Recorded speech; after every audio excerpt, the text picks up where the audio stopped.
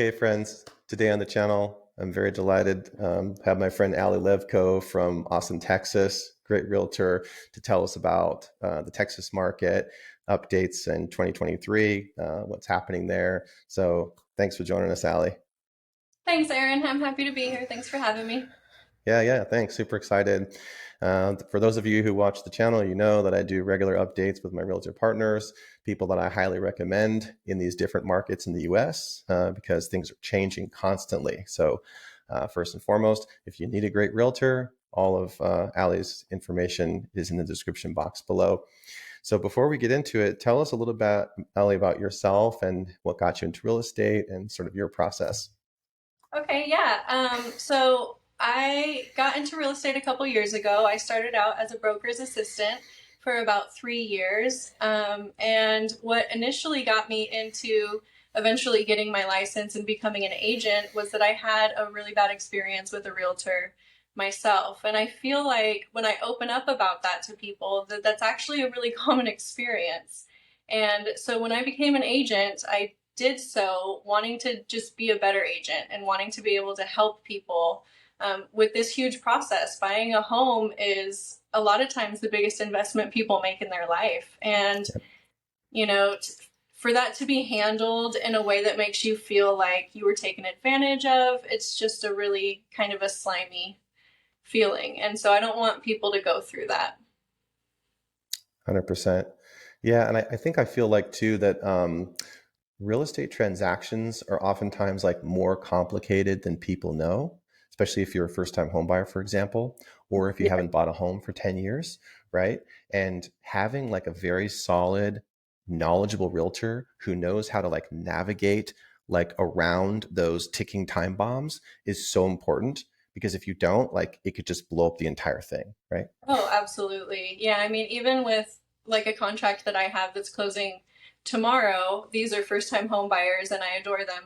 But I had to ask them seriously. I said, um, we can push as much as you want to push back, but in the end, how much do you want the house? Are you willing to walk away because negotiations don't go your way? Or are we trying to get you into the house no matter what? You know what I mean? And so, as an agent, you really need to understand what they want and be able to navigate that in a way that it also gets them there in the end, right? So in this case, they absolutely loved the house and they were like, honestly, if we have to give a little, we'll give a little. They didn't have to because I'm a great negotiator. But if I would have had to, I would have had to pull back and just done whatever I had to do to get them into the home that they love. They walked into it and they were like, this is it.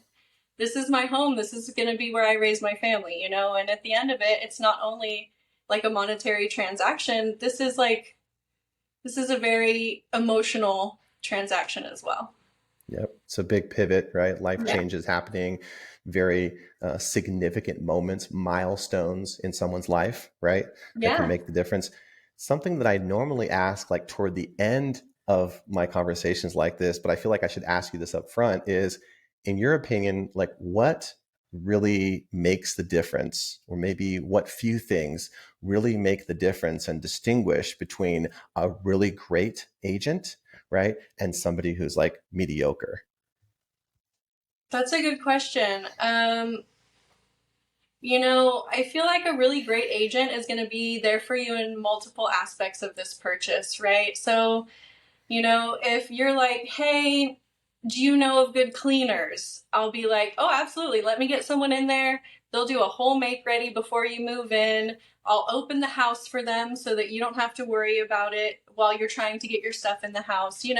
There's more aspects to buying a house than just buying a house, right? And so I think an agent that goes above and beyond in all of those other aspects, making sure that you have enough time in your option period to make sure that you get the right people in there to look at the house and say, you want an inspector that knows how to inspect the home. And then if there's a septic system, you want a separate inspector who knows how to inspect the septic system. You need to make sure that you give people plenty of time in their option period to know what's happening with the house before they put all of this money down. This is such a big purchase, not only monetary, but emotionally, and you want them to know exactly what they're getting into with that. And so I would say that a really good realtor goes above and beyond in those aspects. Yeah. That's a great answer. I know so many great realtors, top 1% realtors across the country.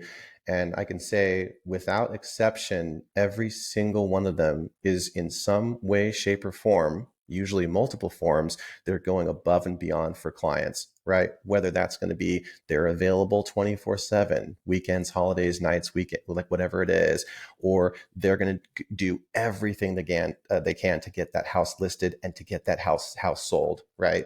And I feel like there's this big chasm between somebody who just sort of does the bare minimum and somebody Right. who really says, hey, listen, I'm going to do everything in my power to not only get you into the home, right? If you're buying, or get your house sold as quickly as possible for what you need.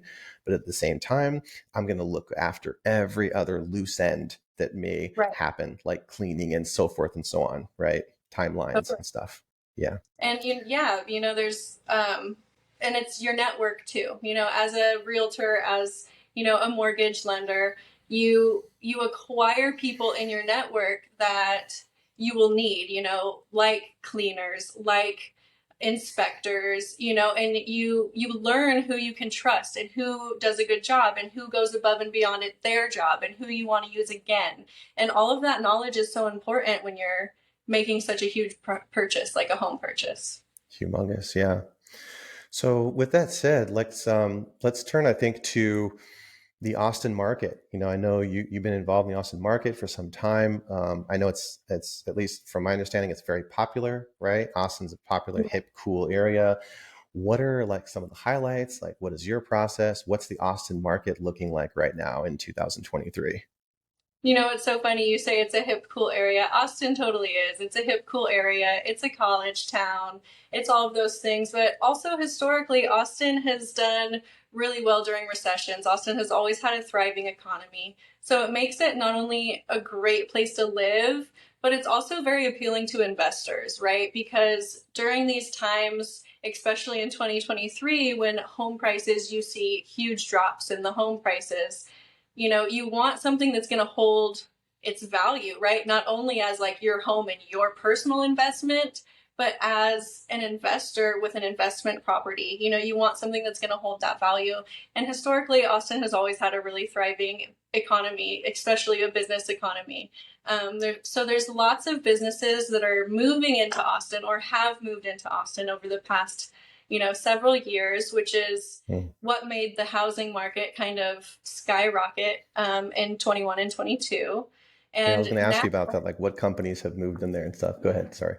that's okay. That's okay. So we have, everyone knows that Tesla moved to Austin. SpaceX is in Austin. Dell is in Austin.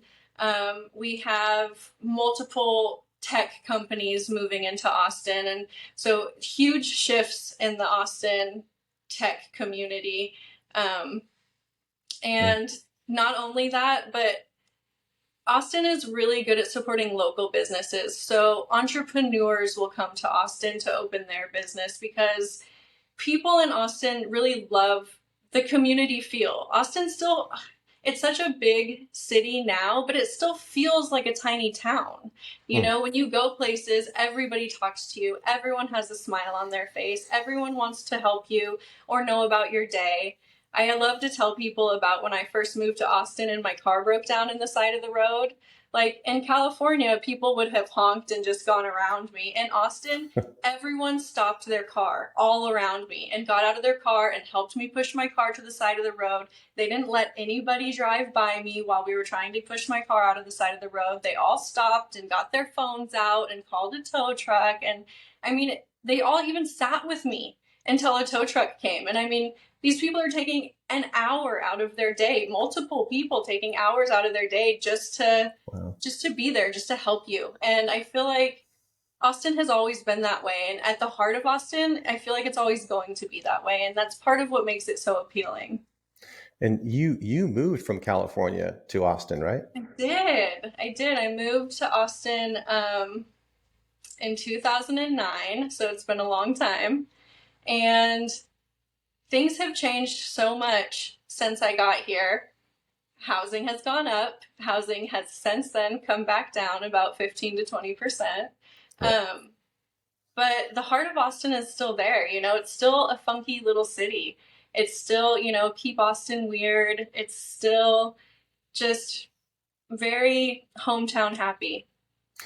It's great to hear. I think, I mean, as you know, I too relocated. You and I are both from San Diego. We relocated to different parts of the U.S. for various reasons.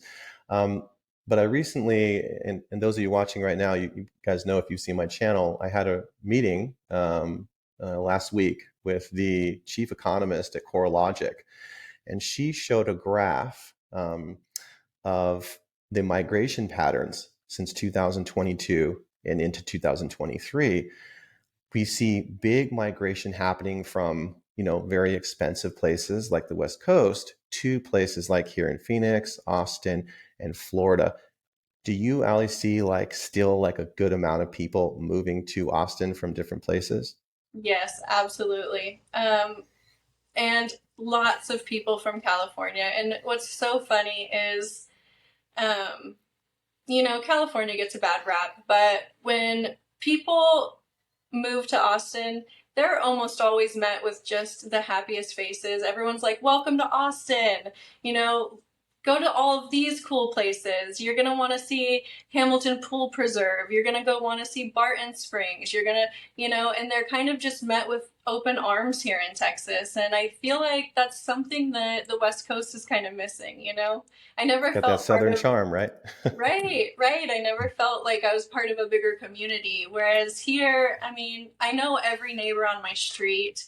We stop and Wow. talk to each other. It's also safer that way. So, I went to recently like an entrepreneur's, how to stay safe class because women realtors, we're alone with people a lot and strangers pretty often. And Yep. the cop asked, he was like, who knows everyone on their street? And everyone in the room raised their hand. And he was like, I do these things all over the country and I never see that anywhere else. But here in Texas, I Wow. mean, we're just very community driven. I love it. Yeah, that's huge. Yeah. I feel similar now too, for sure. Yeah, different communities have different things going on, and yeah, I think it's sometimes you move and there's like these unexpected things that happen, and maybe that's one of them, right? You didn't expect that there's going to be this southern charm, and you're like, Right. wow, okay, I didn't realize that, right? I joke with people actually that like sometimes I feel like I'm in a Hallmark movie because it's like it's so happy, it's so community driven, and it's just it's like Cheers. Like everyone knows your name, and you just it's it's a feeling. It's like it's a heart feeling. That's cool. So, what about this? Like, let's say, if somebody's watching this right now and they're considering moving to Texas in general, maybe the Austin area, what areas do you mostly work in, right? Like counties, cities. We know Austin, but let's say speak to those folks who don't know much about Texas or Austin. Right, totally. So I live in Dripping Springs, which is west of Austin, actually, and I work mostly in the Hill Country, which is west of Austin, all the way to Fredericksburg. Um, and personally, I think it's the best part of Texas. It's very beautiful, lots of forests, lots of trees, lots of preserves, also natural springs and waterfalls, Hmm. beautiful ecosystems, lots of wildlife. So it's just, it's my favorite part of Austin is the Hill Country, technically. But there's also other great parts of Austin. Georgetown is really, really big. It's north of Austin and Hmm. it's like the greenest in Texas because they're run almost solely off solar panels. They really Oh, care about their carbon footprint. So there's, Austin is a funny place because you wouldn't expect something like that in the middle of Texas, right? right. Um, but Texas is they're very adamant about their natural wildlife. And there's a rule here in Austin and all around Texas where you have to have as much green space as you have concrete. So, when Dell built their big facility, they had to also buy 300 acres of natural preserve to make up for the amount of concrete that they were adding to Austin. So Austin Mm. is one of the few places where you can drive around and still see tons of trees, tons of wildlife. They're not killing the whole habitat, which is, it's important. That's huge. Yeah. Yeah, there's so many things to say. I think one of the things that I think about in terms of folks, potentially moving there is affordability, right? That's one of the big Uh-huh. issues right now we're dealing with, both in on the realtor side and the mortgage side. We've got interest rates that potentially the talk of the town right now is that we could see interest rates go down next year, right? So you could see potentially more people moving because now they're ready to sell, right? Maybe they're going to sell from New York or California or even Canada and move. And then you've got like home prices. So I know you touched on this already a little bit, but what do you think, like generally speaking, the average cost, of a home is in Austin? What's the range that somebody could expect to pay reasonably for Austin and Greater Austin for like a 3.2 or 4.2? So the median home price in Austin today is 467,000, which is, I mean, pretty average. I feel like nationwide, um, anywhere in Greater Austin area, it's going to be between 350 and 700, depending on what you're looking for, how much land. There's a lot of variables in Mm-hmm. that, but housing has come down 15 to 20% since the beginning of the year, and Yep. it's still going down technically. We do have more homes closing since summertime started. Everyone knows that you like to move when the kids are out of school, right? So summertime is the most thriving market usually. So, more homes are selling, home prices are coming down, interest rates have kind of stabilized at least. They're not Yep. continuing to go upwards. And so I feel like the market right now is a really good place for buyers. 100%. Yeah, that brings to mind also that a lot of people are talking about in addition to affordability is inventory, right? It's like the big elephant in the room. It's like we just don't have enough inventory. So if you're watching this right now and you're thinking, well, prices may be high and so forth and so on, think about if the inventory is still low, right? Then likely the case is that your value of your home is highly likely to continue to rise because Correct. there's more demand that's chasing that supply, right? So I'm telling a lot of my clients right now that even if you lock in an interest rate today that's, let's say, in the sixes or even the low sevens or something, once we get to a point where rates fall, now you potentially could see even more bidding wars, and you just bypass the bidding war because you bought right now this year, right? Versus you get into the lower rates and now you're like, well, gosh, there's 6 offers on this house and I couldn't get the contract, right? Right, exactly. So buyers, are going to have an easier time. There's more houses on the market. They're sitting on the market a little longer. You have more time to look for what you actually want, right? Instead of just trying to put in as many offers as you can to get into a place as quickly as you can. Also, you can always, I mean, this, you're a mortgage lender, you could do a 2-1 buy down. You could, because it's a buyer's market, you can even try and negotiate the seller do a 2-1 buy down, which would, bring your interest rate down 2 points the first year and 1 point the second year. That way it gives you time, if the rates come down, to be able to refinance that loan at a lower interest rate with lower payments.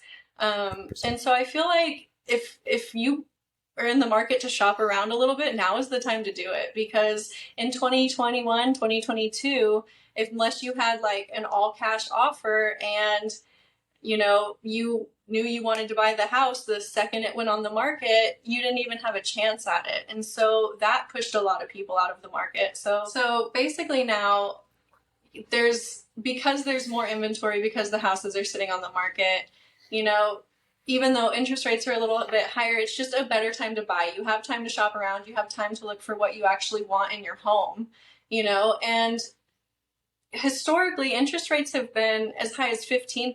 So 7% really isn't that high, especially if if they're going to come back down and you can refinance that loan later. 100%. Now, I really want to give people a sense of like your process, right? Because there's this big difference, and I like to partner with realtors that I very much trust, and you are definitely one of those people Thank you. in my top 10, top 5 that I trust with clients. So, what is your process like? Like, if someone was watching this right now and they're saying, "Hey, like, I really would like to consider working with Allie," and they call you, what does that picture look like broadly? So, first and foremost, it would depend on whether or not they're selling or buying.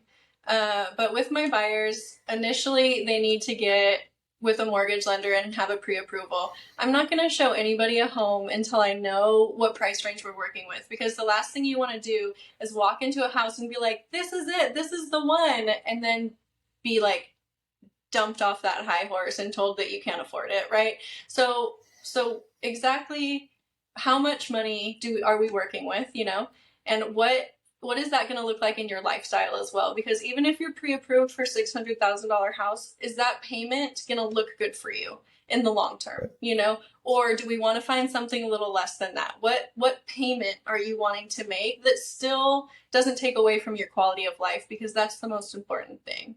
And second of all, what do they need in their home? And that's the funnest part, right? Is, do you need 3 bedrooms? Do you need 4 bedrooms? Do you need a homeschooling space? Do you like to cook?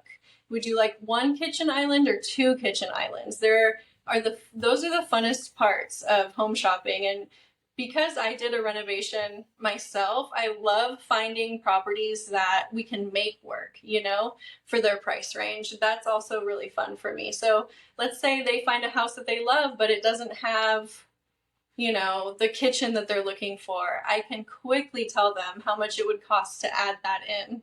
You know what I mean? To make it their perfect living space or their perfect budget and their perfect payment. And so I love being able to find creative ways to make the house perfect if it's not already there.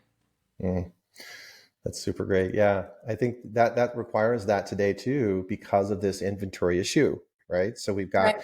um, we have less supply than we would like. So we might go into the MLS and we start looking. We go, well, if I set these parameters right for you, person watching this as a potential buyer, it may be the case that there's only like 70 homes that are in the area or 50 versus a few years ago, it would have been 250, right? So now you've got to get creative to make things work, right? Right. Yeah, And that's if I huge. have sellers, then I always, I want to know why they're selling, what they're looking to get out of it, right? Is it the money that they're needing? Do they need to get out of the payments? Are they wanting to upgrade into something better, So all of that plus, if they're trying to get out of it more quickly, okay, let's look at social media marketing. Let's look at, marketing the house in other things other than the MLS, right? So any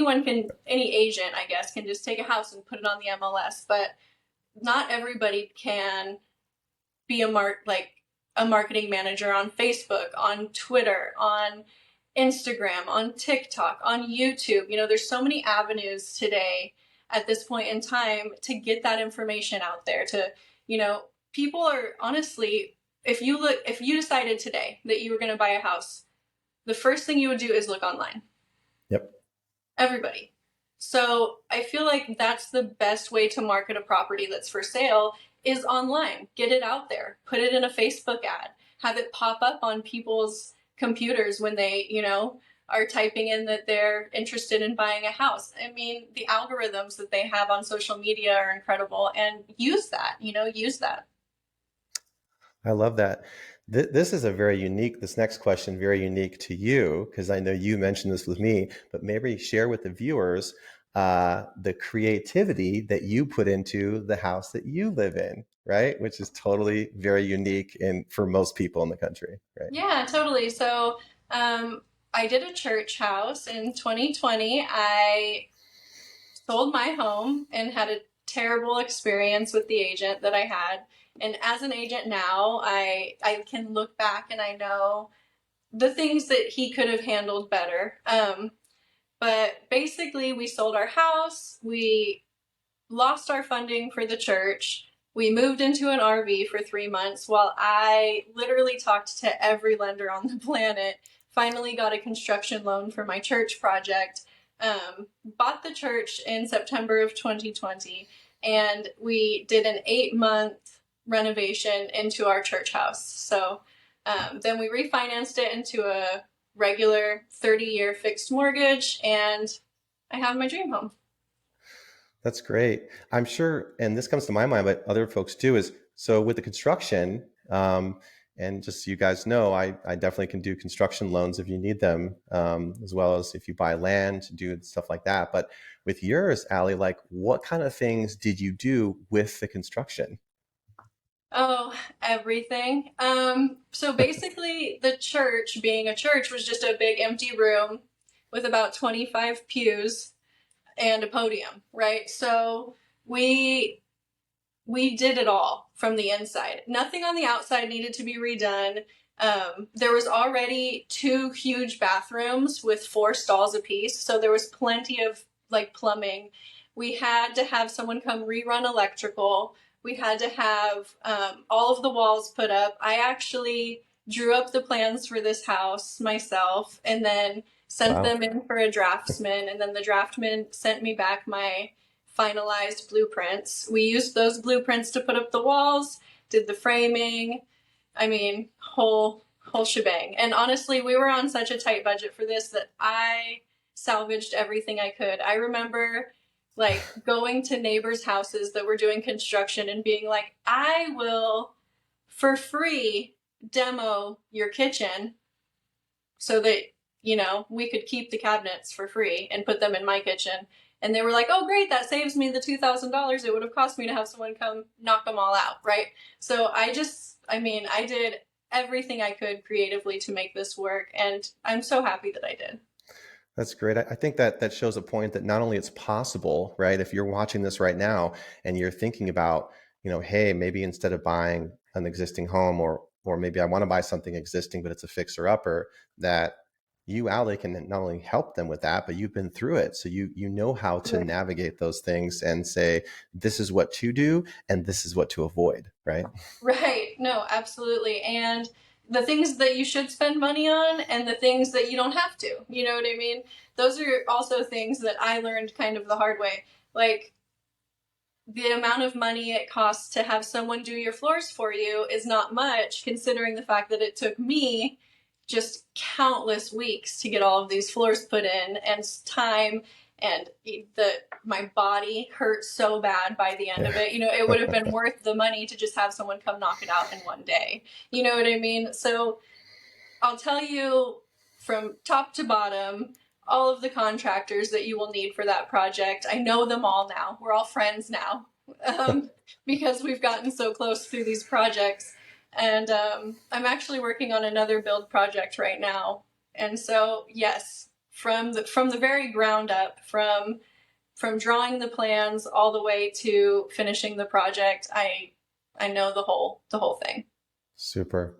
Yeah, I Yeah, was going to ask you that if you know contractors and things that can help potential clients who are looking to do something similar, right? absolutely. Yeah. Great. Well, Allie, this has been awesome. I really appreciate you.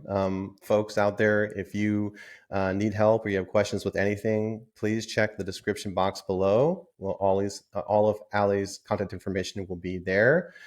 Make sure to keep your loan logical. And Allie, thanks for having us today and joining us. Thanks, Aaron. It's good to see you. All right, take care. You guys see you in the next one.